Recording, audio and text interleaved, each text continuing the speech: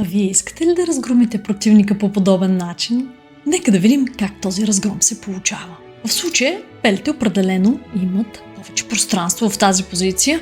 Дамата е нахлула в лагера на противника, коня също е прекосил пета линия, офицера е далекобойна фигура и атакува b6 и затова напълно логичният ход е офицер по b6 жертва.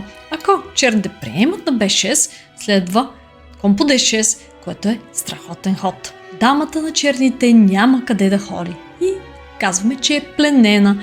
При дама c7 единственият свободен ход на черната дама следва вилица кон e8 и партията приключва.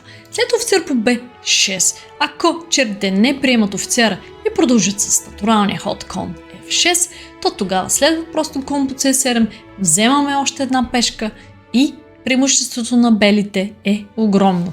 Следващата стратегия може да бъде просто да започнем да бутаме пешка C и B. Последвайте ме за още такива лесни примери.